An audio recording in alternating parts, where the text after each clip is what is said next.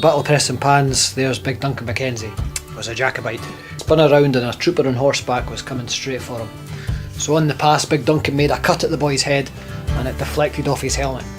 And the trooper's helmets were much like a riding hat but made of iron. And it deflected off and he knew the next one had to be better. So he looks and he sees the remains of a small wall, a wee dyke behind him, and he stands on it and he beckons on the trooper again, and as the trooper comes passing him again the second time, he leaps up off the wall and he gave it everything. Oof, a belter right to the boy's head. So his whole body weight and his arm was behind the momentum of that sword as well, and it cut and it split the head and the helmet fully in two. Poof, so he drops him. Well, he picks up the two bits of helmet and he says, "It may be this'll cause talk yet."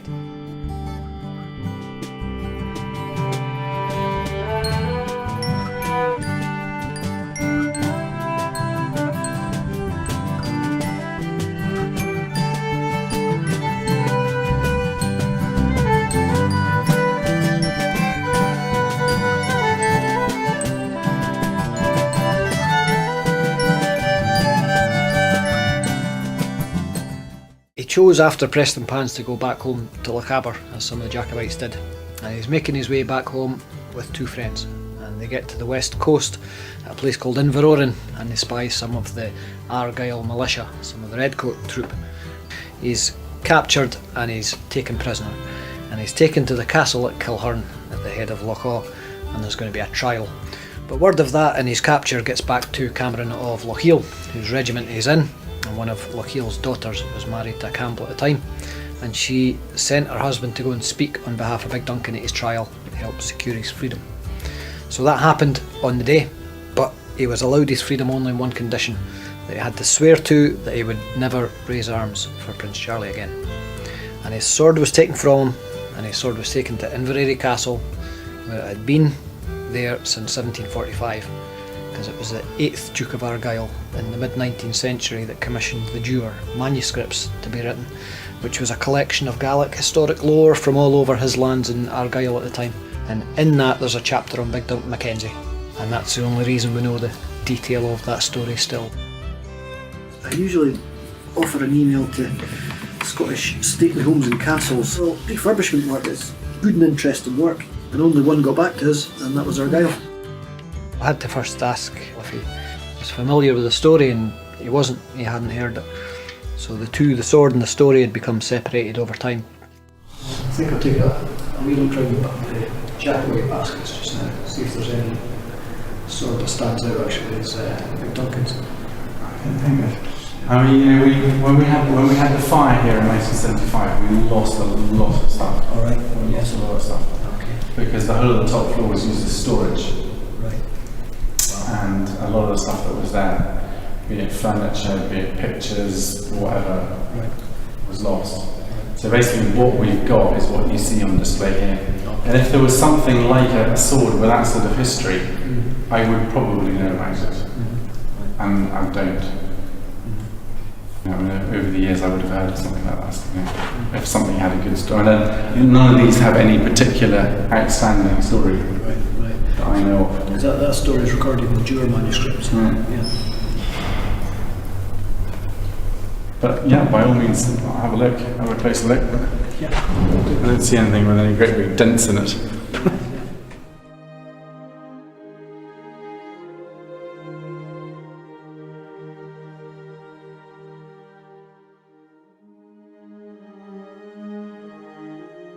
It was disappointing not to find an obvious candidate for the Preston Pans story, but as he says, it was quite likely lost in that fire. A lot of them seem to have been, and yeah, could well have been lost. Well, the collection that we have here is one of the sort of the larger private collections in Scotland. Now this castle was built, they started to build it in 1746, and a lot of the weapons that you have here on display are Brown Bess muskets, halberds, swords that would have been used at the Battle of Culloden, which was obviously the last pitched battle in Scotland. So, you know, they've got a great age to them, they've had an amazing history, and they've been on display in the castle in the same way that they are for as long as I know. And you know, they've been through fires, they've been through many different things, but I think, you know, the time is now to give them a little bit of love and attention to make sure they last for many years to come. It was really quite special seeing the collection up close and seeing the variety of weapons. Taking an example of one musket from the collection and one bayonet, basically to give me a practical idea of how long it's going to take to do one piece to the standards that's required for the stick. For some of the other weapons, such as swords, I have experience in doing these before. I can work out an approximate time for them. The opportunity to refurbish this collection, I see that as a privilege because it's, yeah, history in your hands.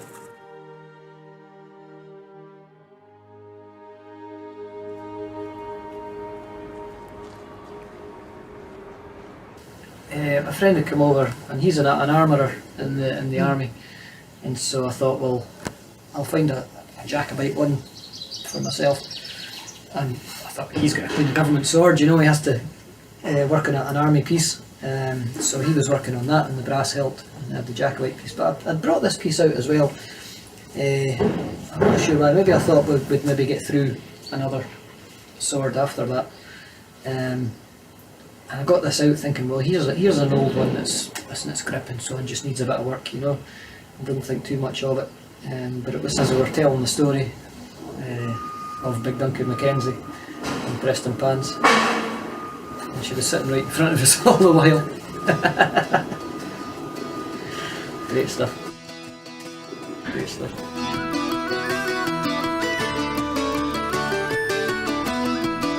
I've cleaned it.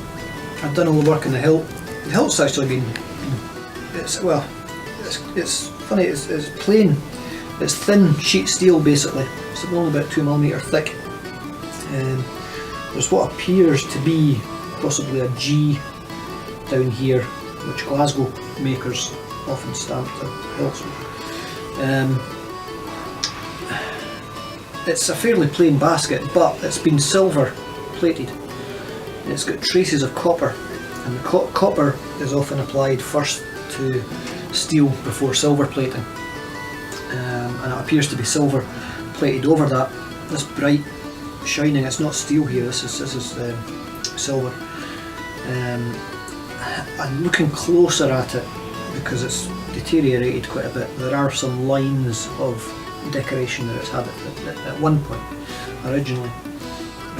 So it's fairly plain, but it's had a nice bit of bling to it. And it was after I'd, you know, cleaned up the hilt, cleaned up the blade, and I was really applying the wax to it at the end.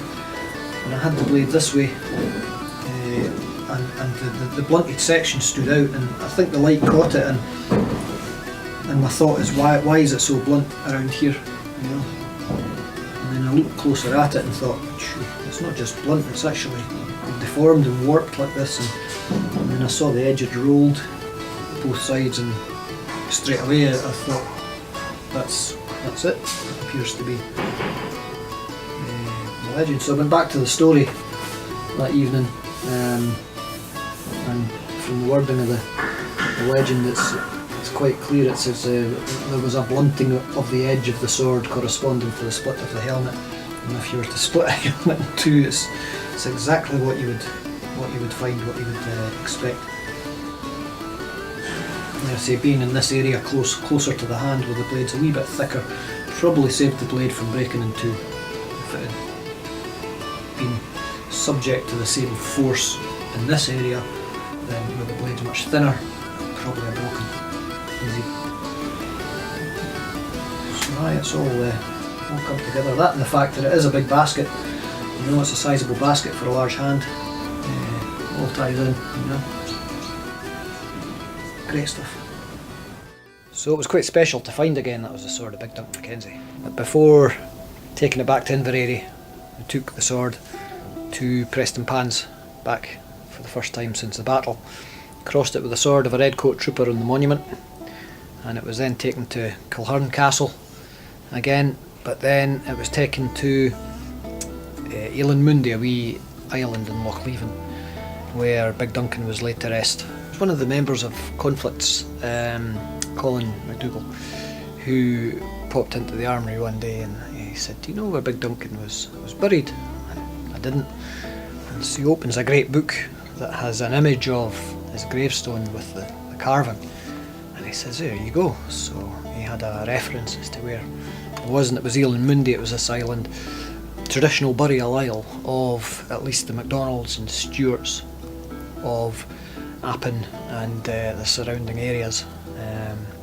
I believe the MacDonald chief who was murdered in the massacre of Glencoe he was laid to rest there as well.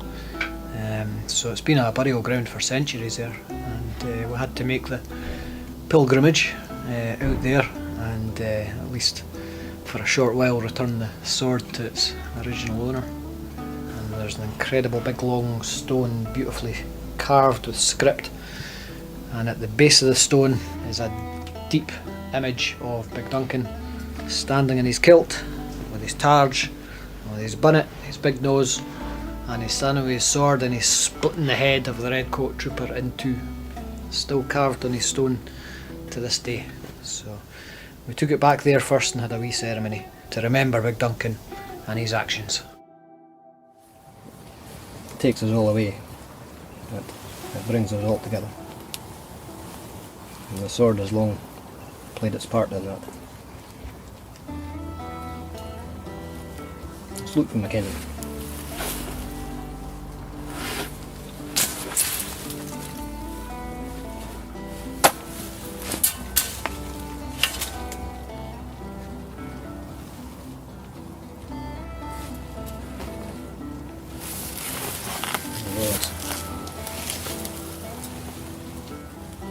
United was master.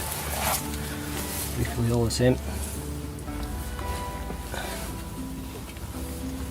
Sword that did it. And by that, he got his name.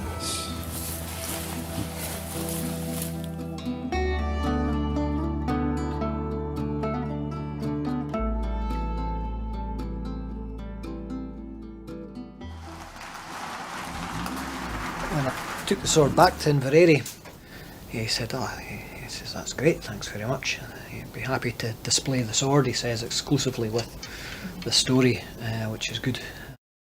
Well, I mean, you're right. That doesn't really deserve to just be stuck back up on the wall, does it? I mean, that's a good story. It's a very good story. A bit of legend, and it is thanks to the 8th Duke that he commissioned the Dure manuscript. Yeah, I know what you mean about Dure manuscripts. We have that story today. Well done, Anna. That's fantastic. Really good.